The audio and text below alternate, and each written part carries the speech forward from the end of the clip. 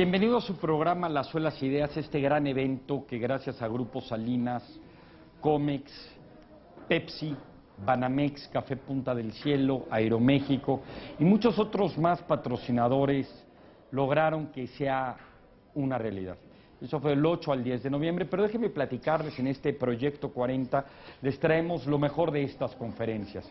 Ahorita van a tener el gusto de encontrar, entre otros, en este programa al presidente de la Universidad de Singularity, a Peter Diamandis, que también es el creador del Premio X, un premio que se le da a la inventiva. Peter Diamandis es una de las mentes más brillantes que hay en México. Singularity, de hecho, es una universidad que pueden checar en Google, que solo da cursos durante el verano y se habla del futuro y del pensamiento exponencial. A veces pensamos que el conocimiento es 2, 4, 8, 16, 32, pero realmente es exponencial. Es 2, 4, 16, 256, 400,000, etcétera. Tener un conocimiento exponencial y una inteligencia no exponencial nos ha metido en problemas. Por eso Peter Diamandis habla de la inventiva. Y Singularity University es socia de las Suelas Ideas en este importante premio de Gifted Citizen que ustedes pueden checar en el internet www.ciudadelasideas.com. Gocen a Peter Diamandis y también vamos a gozar a Paul Sack, una persona que te habla de la oxitocina del cerebro. La oxitocina del cerebro nos permitiría entender que hay veces que los seres humanos se desenamoran después de 4 años de relación y el amor empieza a apagarse. Pero a lo mejor si te pusieras un spray de oxitocina todo cambiaría. Uno de los grandes neurocientíficos, un gran guitarrista como Otmar Liebert, un gran pensador como Kevin Slavin. Quédense aquí en Proyecto 40 y gocemos de las mejores ideas del mundo, donde se encuentren en su casa o en su estudio, donde esté. Todo gracias a Proyecto 40, la ciudad de las ideas.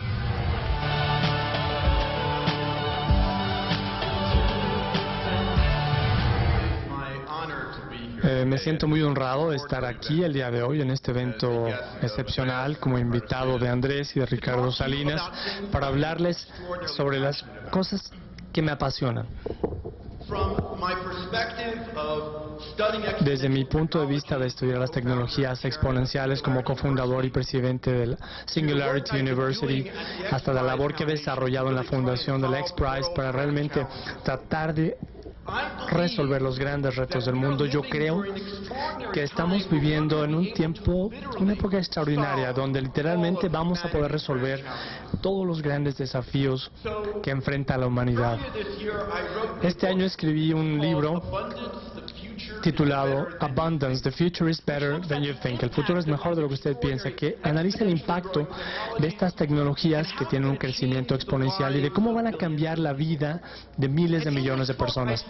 En este libro yo planteo a la gente que estamos avanzando hacia un mundo de abundancia, y cuando lo digo, la gente dice, ¿de veras?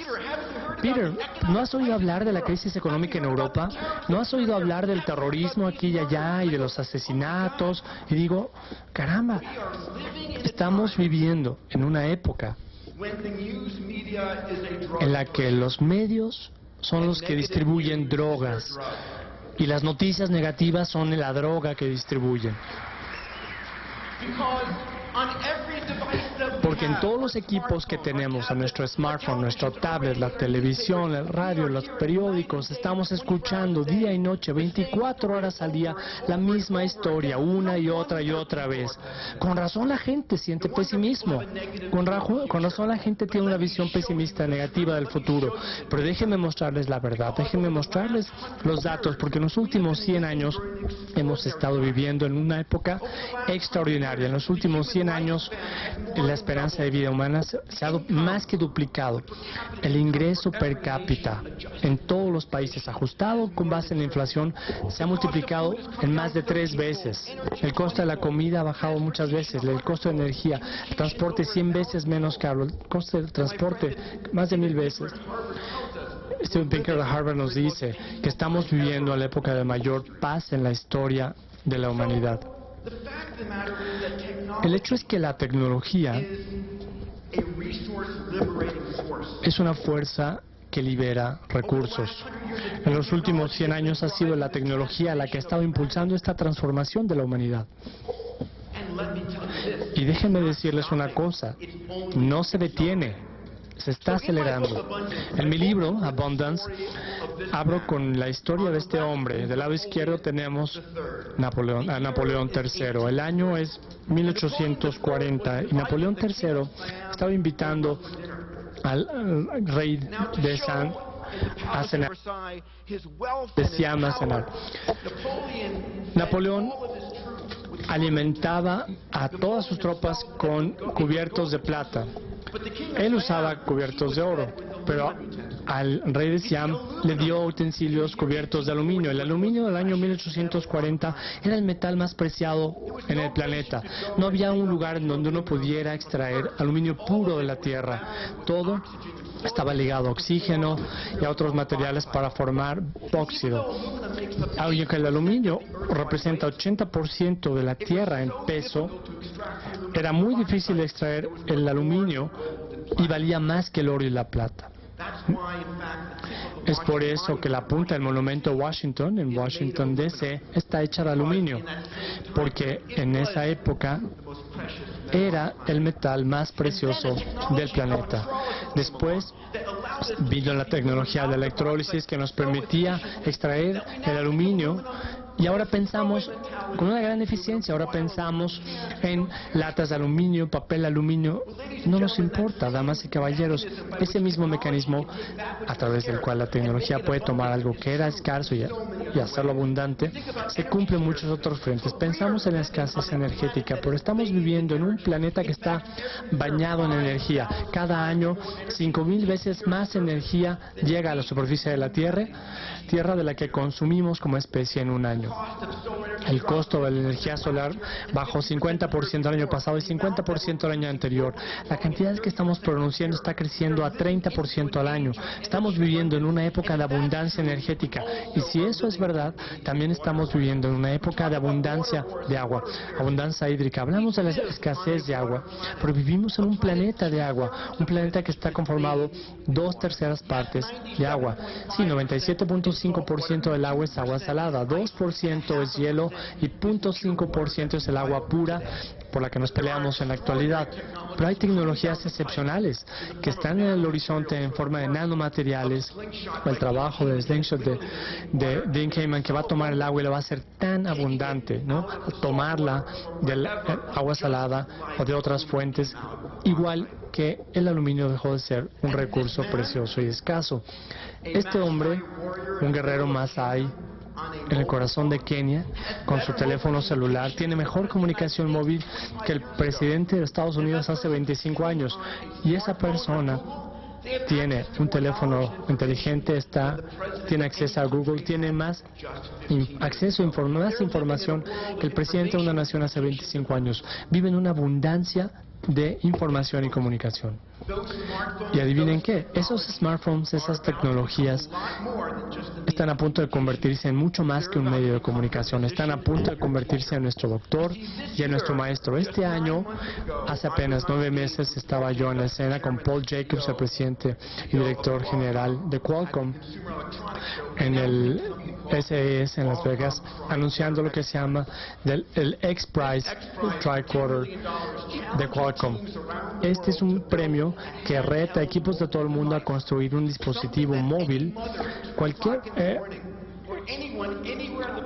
algo que cualquier persona en el planeta puede utilizar para hablar, porque tiene inteligencia artificial, algo que contenga una manera de hacer análisis de ADN, de ARN, para analizar las bacterias en la tos y para hacer pruebas de química sanguínea. Estos son dispositivos que van a poder hacer un diagnóstico mejor que lo que un equipo de médicos podría hacer. Y esto está a 3 años de distancia. Hoy anunciamos que tenemos 250 equipos de 30 países en todo el mundo fabricando estos dispositivos que van a transformar la atención a la salud. No de 10 a 20 años, de aquí a 10 o 20 años, en los próximos 4 o 5 años. Y esos mismos dispositivos, literalmente conectando la inteligencia artificial en la nube, a cualquier niño que tenga un teléfono inteligente podrá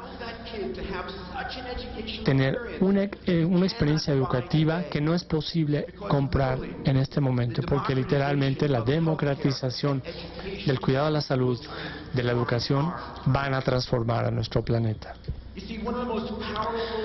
Una de las ideas más poderosas que puedo compartir con ustedes el día de hoy es el concepto de que estamos viviendo en una época extraordinaria, muy poderosa. Estas barras blancas representan la población de la Tierra. Acabamos de rebasar la marca de los 7,000 millones de personas, 7,000 millones de seres humanos en el planeta. A quienes les preocupa la explosión demográfica, por favor, no se preocupen, porque hay una cosa que ha sido comprobada una y otra vez, que ha reducido el crecimiento demográfico de cualquier país. Y esto es que sus ciudadanos estén más saludables y que tengan una mejor educación. Haciendo esto, se va a cambiar esta tendencia demográfica. Esto es exactamente lo que estas herramientas de abundancia están a punto de crear. En esta gráfica, en esta barra color verde, tenemos la penetración de Internet en la Tierra. En el año 2010 teníamos un poquito menos de 2,000 millones de personas conectadas a Internet. 2,000 millones de personas que podían comprar y vender artículos. En los próximos 8 años esa cifra va a pasar de 2,000 millones a 5,000 millones. 3,000 millones de mentes nuevas que se van a conectar al ciberespacio. Son 3,000 millones de personas a las que nunca se había escuchado. 3,000 millones de personas que nunca habían comprado nada. ¿Qué quieren? ¿Qué es lo que van a crear? ¿Qué es lo que van a descubrir? ¿Qué van a inventar? Ellos, para mí, representan la era más épica de innovación en la historia. Representa la inyección de decenas de billones de dólares a la economía mundial. Damas y caballeros, estamos viviendo en una época en la que pequeños equipos, pequeños grupos de emprendedores empoderados con tecnologías que crecen exponencialmente, el poder de cómputo, inteligencia artificial, robótica, biología sintética, medicina digital, manufactura digital, impresión tridimensional. Estas personas literalmente pueden hacer lo que únicamente gobiernos y grandes empresas podían hacer hace unos años. Son personas que, como decimos en Singularity University, van a poder tener un impacto de 10 a la 9 o más, la capacidad para afectar a 1,000 millones de personas de manera positiva. Estamos viviendo en un momento mágico de transformación, donde literalmente nuestros sueños se pueden hacer realidad. Les insto aquí el día de hoy a que cuando escuchen las noticias negativas, los medios negativos que nos están tratando momento tras momento, recuerden que hay una razón para eso. A medida que evolucionamos en las planicies de África hace centenares de miles de años, millones de años, si uno se perdía la buena noticia no pasaba nada. Si uno se perdía la mala noticia podía significar la vida. De modo que este cerebro primitivo, un elemento en el cerebro primitivo, la amígdala, una parte de nuestro cerebro, ha evolucionado literalmente para prestar 10 veces más atención a las noticias negativas que a las noticias positivas. Es por esta razón que la mayor parte de los medios, no todos, la mayor parte de los políticos, no todos, literalmente se dedican a decirnos primero las malas noticias para captar nuestra atención, pero hoy estamos viviendo en una época en la que las buenas noticias están creciendo exponencialmente. El poder para transformar el mundo, para hacer realidad sus sueños, literalmente para crear una época, una era de abundancia está al alcance de su mano. No hay ningún problema que no podamos resolver, no hay ningún problema que ustedes no puedan acometer de alguna manera. Por lo tanto, les insto, en vez de preocuparse, en vez de quejarse, aprovechen el poder de la tecnología, estas conexiones que ahora tenemos, y resolvamos juntos estos grandes retos. Vayamos y transformemos a este planeta y hagamos nuestros sueños realidad.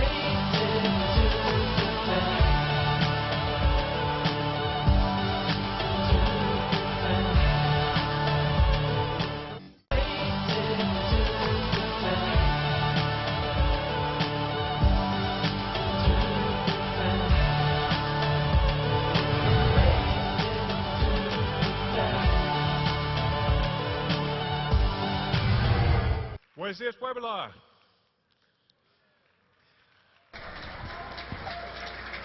Buenos días, Puebla. Quería contarles una anécdota acerca de una mujer que entrevisté En la cárcel San Diego, llamémosle Lisa, llevaba su uniforme color naranja, llevaba cadenas en las esposas, en las manos, en los pies. Estábamos sentados, mis rodillas casi tocando las suyas. Lisa es una mujer de 40 y tantos años, había confesado haber vendido metanfetaminas, indigente, se mantenía a sí misma vendiendo metanfetaminas. Era la 12ª o tercera vez que estaba en la cárcel y le pregunté cómo es que había llegado ahí, cómo podría cambiar.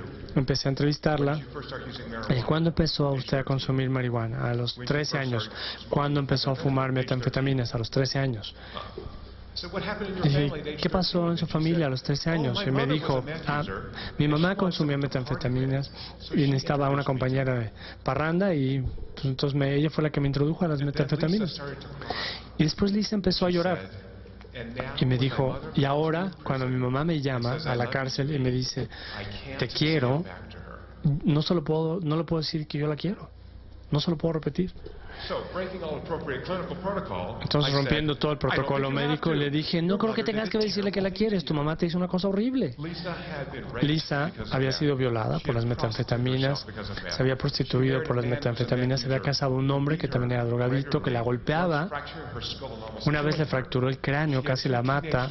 Tenía 2 hijos adolescentes que vivían con parientes muy lejos a los que nunca veía. Esta anécdota ejemplifica, ilustra 2 puntos, 2 mensajes importantes. Uno, ¿cómo es posible que una madre haga algo tan terrible a su hijo, a su hija, a los hijos a los que amamos, a los que adoramos tanto? ¿Cómo es que puede llegar a fallar este sistema? Pero en términos más generales, ¿por qué es que somos amables con la gente? Yo veo un grupo de gente maravillosa, amable, la están pasando muy bien. Hay un par de personas hacia atrás que no se ven como muy buenas gentes, pero todos los demás parecen ser buenas gentes, se le están pasando muy bien, están sentados junto a extraños. ¿Cómo es que hacemos que pase algo así? He dedicado 10 años en mi laboratorio en el campo a hacer experimentos para entender por qué tenemos moral. ¿Por qué somos buenos con la gente? Entonces, identifiqué una molécula que es la oxitocina, que anteriormente se asociaba únicamente con la lactancia, como parte de nuestro sistema reproductor.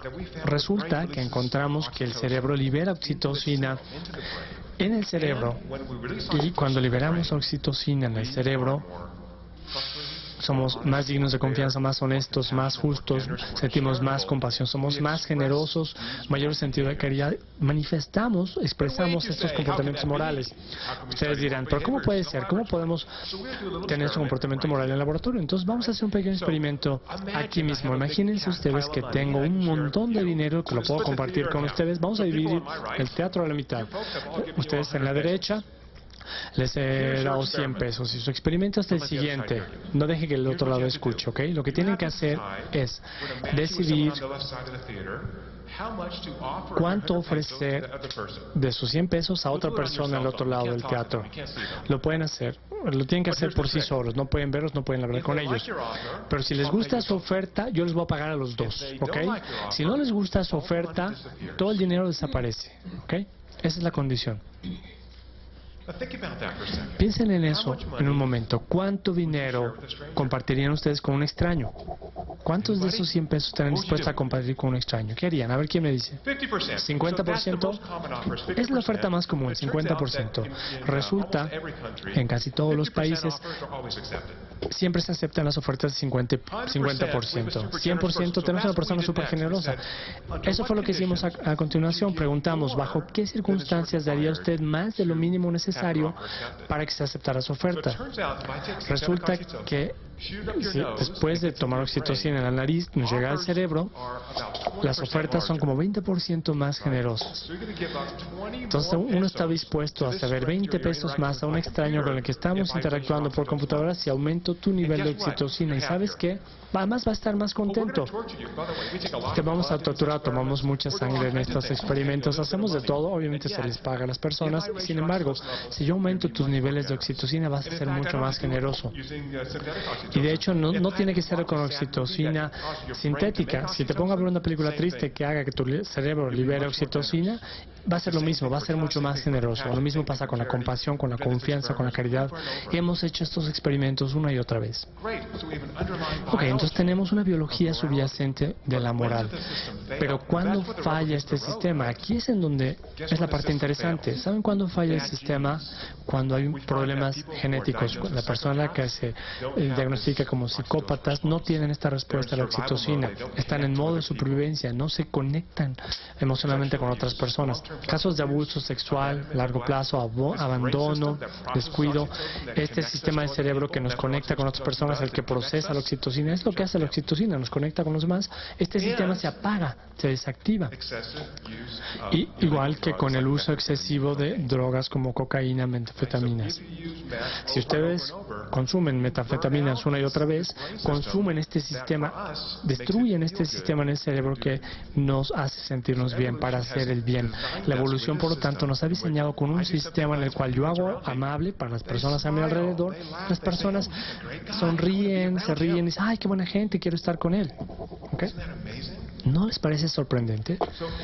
Entonces, si este sistema funciona, necesitamos fomentarlo, ejercitar este sistema. Tenemos que conectarnos mejor con las personas. Cuando lo hacemos, reducimos nuestro propio estrés cardiovascular, mejoramos nuestro sistema inmunológico, nos conectamos, nos relacionamos mejor con la gente a nuestro alrededor. Cuando en los experimentos preguntamos, ¿cuál es el sentimiento subjetivo cuando tu cerebro libera oxitocina? Y es un sentimiento de empatía. Este pequeñito se llama Ben, estaba muriendo de cáncer en el cerebro, le tomamos un video y la persona tiene una reacción muy poderosa. Se conecta con Ben, con su familia. Es una tragedia pensar que muera un niño. Y este sentido de empatía es lo que nos hace más morales y es lo que nos mantiene unidos como grupos sociales. Cuando yo comparto tus emociones, también quiero hacer que tú te sientas mejor. Estos comportamientos morales son los que nos sostienen como criaturas sociales y esto es algo muy importante. Ustedes pensarán, ok, bueno, esta es una teoría, pero tengo todo un libro al respecto, pueden ustedes leerlo. Hay muchas publicaciones científicas que lo sustentan, pero déjenme compartir uno de los experimentos más interesantes que he hecho para probar si este resultado es universal, si todo el mundo en el planeta tiene este sistema de la oxitocina. ¿Podrían poner el video? Vamos a ver si podemos ver el video. Este es un experimento que hicimos en Papúa Nueva Guinea. Lo hice con 20 hombres, 20 varones que vivían en la selva, en el bosque tropical, que nunca habían visto un doctor, que nunca habían ido al dentista.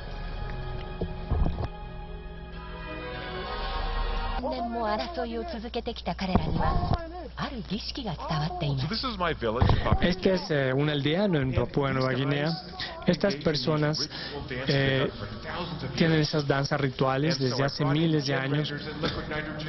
Traje generadores, nitrógeno líquido, centrífugas, toda una cantidad de equipo, y tomé sangre antes y después del ritual para preguntar si este ritual inducía la liberación de oxitocina y, en caso afirmativo, cuál era el resultado en términos del comportamiento.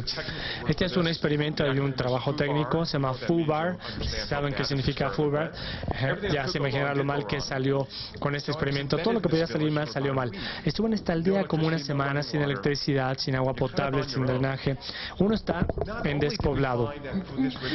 Descubrimos que para este ritual no solo se libera oxitocina, también descubrí que este experimento era, para mí, sumamente importante. Una vez estaba yo en esta aldea, una vez que llegué a conocer a la gente, muy pronto empecé a preocuparme por ellos, empecé a quererlos y después a mí mismo. Y le llamaba a mi aldea, mi jefe tiene su teléfono celular y me llama, ¿no? Y maravilloso. Incluso en ese contexto, en donde tenemos personas que están aisladas del resto del mundo, han encontrado una forma de ejercitar este sistema de la oxitocina, de conectarse entre sí, con su comunidad, y cuando lo hacen reportan así. Cuando hago este baile, siento que formo parte de la historia de la aldea, que soy un miembro importante de la comunidad. Quiero dejarles con algunas ideas acerca de cómo ustedes también pueden construir estas comunidades. Lo que hemos visto, lo que se reporta en el libro, es que la oxitocina genera un ciclo virtuoso. Cuando yo libero oxitocina, siento empatía. Cuando soy empático, tiendo a comportarme de maneras más morales. Una de estas es la confianza. Resulta que la confianza es uno de los predictores más importantes para entender entender por qué los países son prósperos. Cuando la confianza es elevada, hay más transacciones económicas, lo cual reduce la pobreza. Y a medida que más y más gente sale de la pobreza, tiene el lujo de liberar más oxitocina. El estrés es un inhibidor de la oxitocina, nos pone en modo de supervivencia, donde no nos conectamos con los demás. De modo que una vez que empezamos a liberar oxitocina, se vuelve más y más fácil liberarla. Construimos una ciudad que está más interconectada, más empática. Y de hecho eso fue lo que hizo Lisa. Esta prisionera que les comentaba terminó su sentencia y fue a un estado en el medio oeste donde vivían sus hijos con sus parientes. No puede cuidarlos, pero está reconstruyendo su relación con sus hijos. Si funciona para ella, puede funcionar para todos nosotros. De hecho, a mí me dicen el Dr. Love, el Dr. Amor, porque la oxitocina es la molécula del amor, así se le llama. Nos ayuda a cuidar a nuestros hijos, a nuestros cónyuges. Dejen que el Dr. Amor les dé dos sugerencias el día de hoy. La primera es que el amor no es una palabra extraña, rara, que no tiene una base, un fundamento. El amor es parte de nuestra naturaleza humana y evolutiva. Estamos diseñados para ser criaturas que aman, y entre más amemos, más podremos amar. La segunda sugerencia es cómo se hace. Hemos mostrado en experimentos que se puede incrementar la liberación de oxitocina a través del tacto. Mi prescripción, mi receta para ustedes, como el Dr. Amor, es 8 abrazos al día. Mientras estén aquí, vamos a tratar de conseguirnos 8 abrazos al día para empezar este círculo virtuoso de liberar oxitocina. Ustedes van a estar más contentos, la gente a su alrededor va a estar más contenta, y vamos a poner en marcha un círculo virtuoso en donde estamos construyendo una sociedad como la sociedad en la que queremos vivir. Les exhorto a que lo hagan hoy. El Dr. Amor les desea que tengan un día maravilloso. Muchas gracias.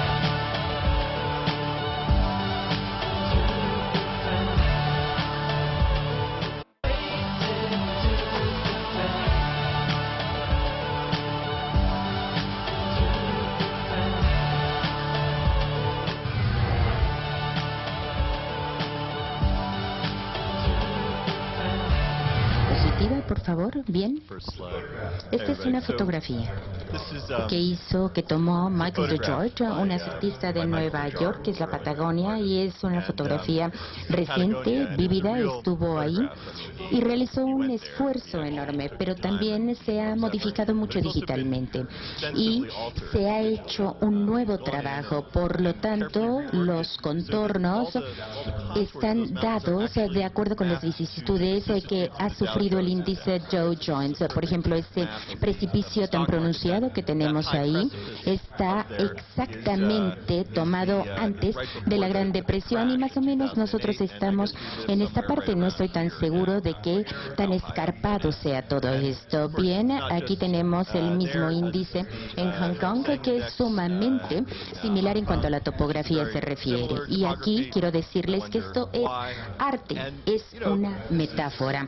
Pero quiero proponerles a ustedes que básicamente el día de hoy es una metáfora que nosotros vamos a ver el día de hoy. Es decir, tenemos que reflexionar, reevaluar cuál es el papel que tienen las matemáticas en nuestra vida. Por ejemplo, los algoritmos, las matemáticas contemporáneas. Es decir, es el tipo de matemáticas que utilizan las computadoras para tomar decisiones.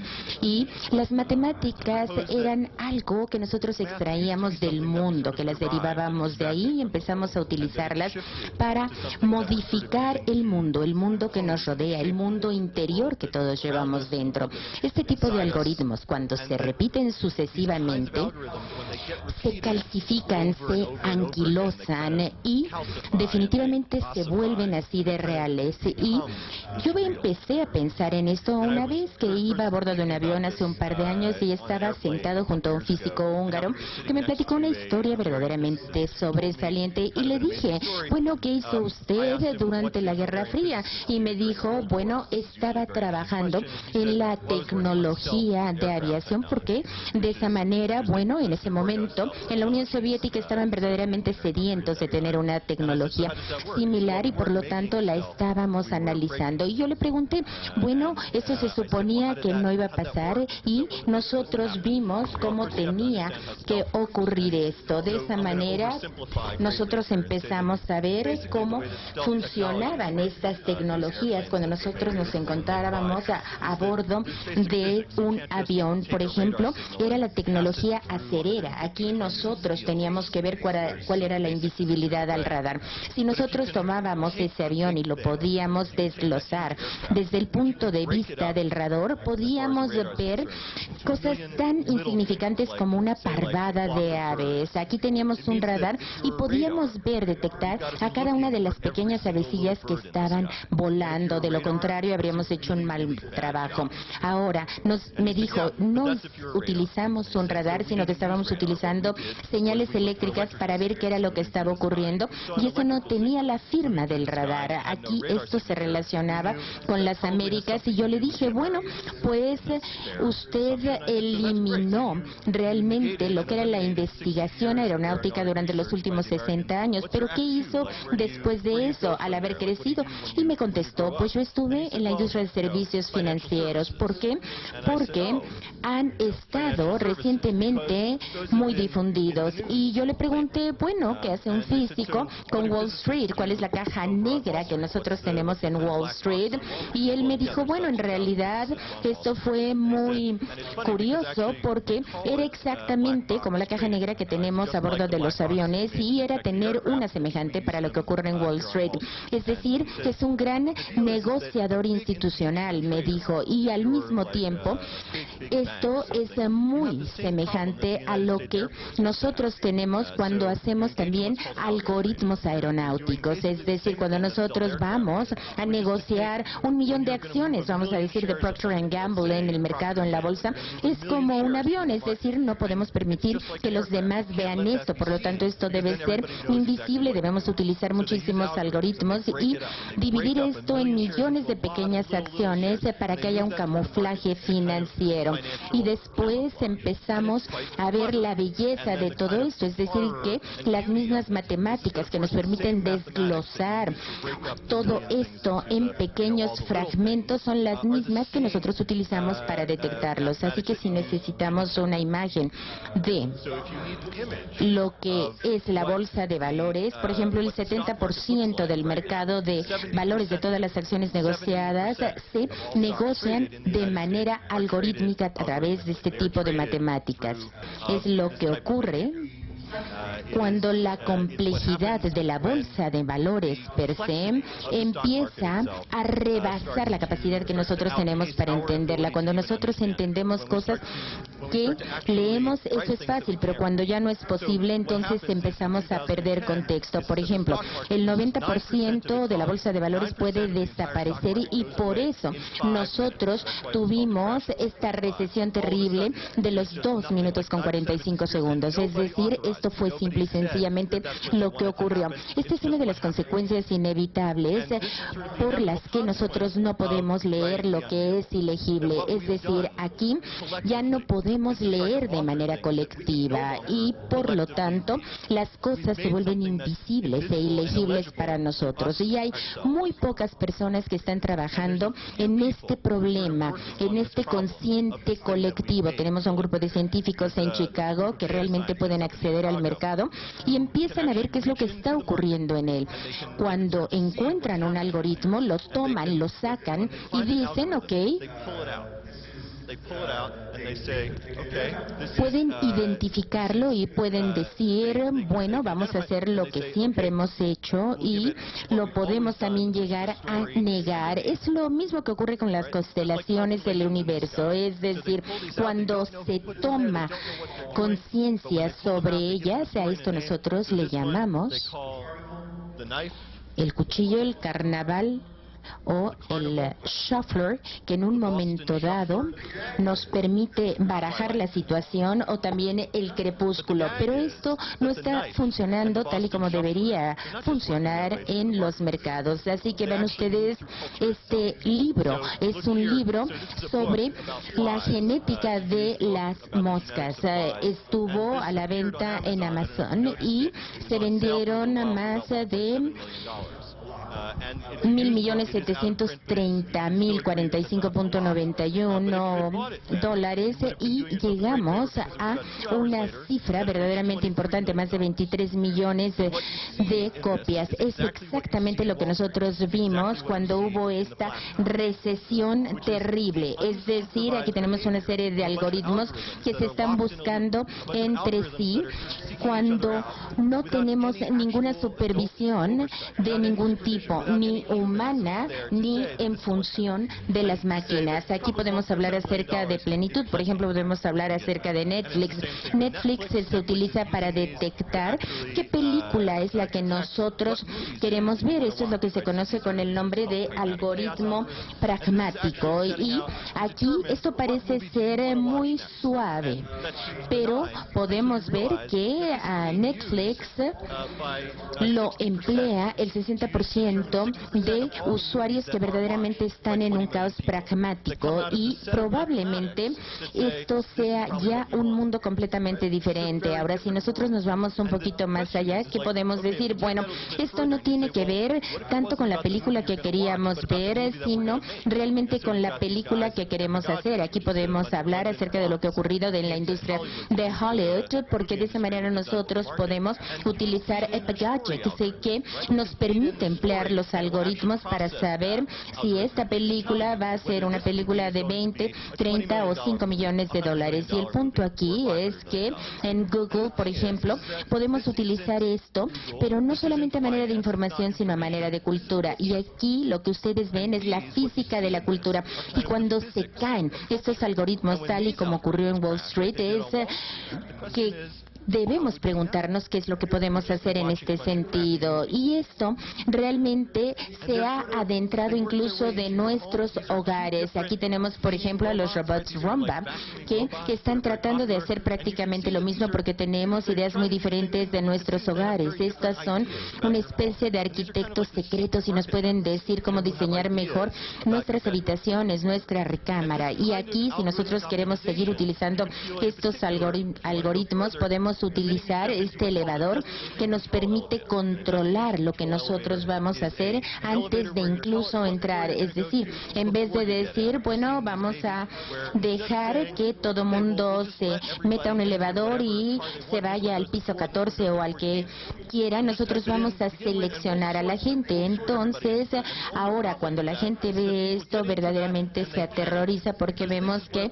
hay un par de cosas que faltan en este elevador, como por ejemplo los botones del elevador, y tenemos nada más un monitor que está cambiando los pisos y en un momento dado dice, bueno, está lleno. Esto es una especie de dialecto por computadora, pero lo debemos utilizar de manera que verdaderamente nos dé un significado. Para eso tenemos que regresar a Wall Street, y aquí es donde vemos que los algoritmos tienen sus propios diseños, sus propios circuitos vecinos, tienen que ser más rápidos de lo que ustedes pueden pensar y tienen que medirse en nano y en microsegundos. Por ejemplo, tenemos aquí milisegundos, pero eso en Wall Street puede dar como resultado una recesión terrible. Y no importa que estemos hablando aquí de 10 cuadras, esto es un tiempo que es difícil de percibir, y hay mucha gente en Wall Street que está corriendo este tipo de algoritmos y se están metiendo en muchos problemas. Es decir,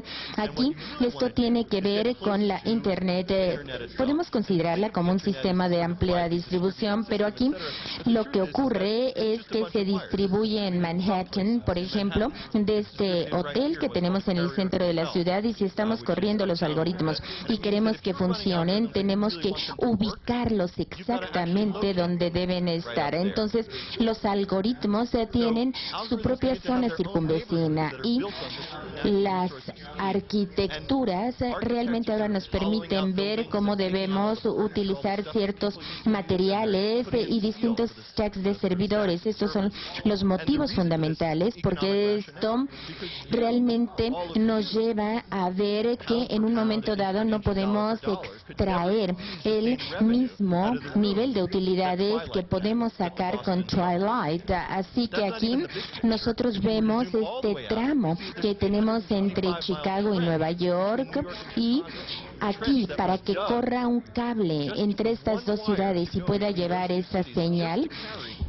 tenemos que pensar que esto jamás será leído ni entendido por un ser humano. ¿Por qué? Porque estamos aquí rebasando a Internet. Entonces, nada más para Carnival, nada más para Nive, vamos a tener que estar conscientes de que cuando nosotros consideremos que si vamos a dinamitar, por ejemplo, una parte de Estados Unidos, vamos a tener 13.3 milisegundos, que es lo que va a tardar en extenderse un cable de Chicago a Nueva York. Y por ejemplo, aquí podemos hablar acerca de una arquitectura informática con escala planetaria para realizar estas negociaciones electrónicas en todo el mundo. Por supuesto que esto nos habla de cosas cuánticas extraordinariamente complicadas, pero yo no puedo leer este mapa, y lo que nos dice este mapa es que si ustedes son una persona que esté en uno de estos puntos rojos y quiere hacer una negociación con otra persona que esté ubicada en el punto azul,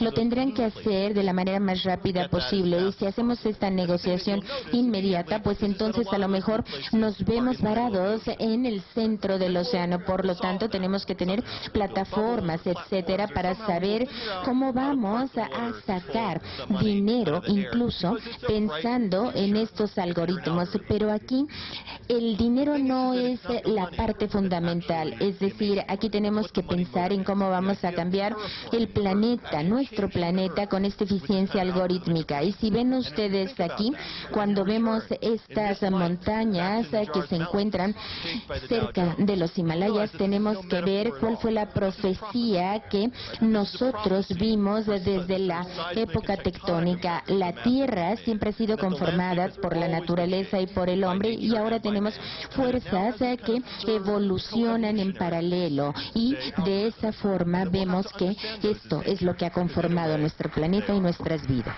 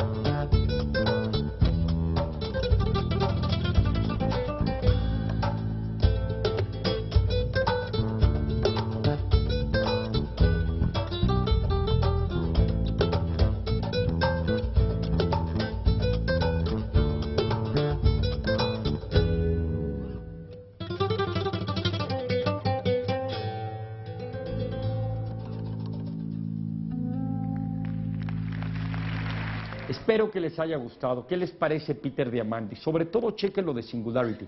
Peter Diamandis tiene un libro muy recomendable que se llama Abundancia, del cual se habló, donde su hipótesis principal es antimalthusiana. El problema no es de que la gente crece y la población crece y se reproduce exponencialmente y que haya escasez en el futuro. El problema verdadero de la sociedad del siglo XXI y lo que sigue tiene que ver con la accesibilidad de nuevas tecnologías a poder aprovechar los recursos existentes del universo. Peter Diamandis, de hecho, tiene vuelos hacia meteoritos para poder sacar determinados minerales y elementos y poder tener una vida mucho más longeva y una mejor condición de vida. Este gran libro de Abundance se los recomiendo en particular, sobre todo cuando nos damos cuenta que el problema no es la falta de agua, sino la accesibilidad que el agua salada se convierte en agua potable. Espero que hayan gozado a estos grandes pensadores y mentes provocadoras en la Ciudad de las Ideas. Quédese en Proyecto 40.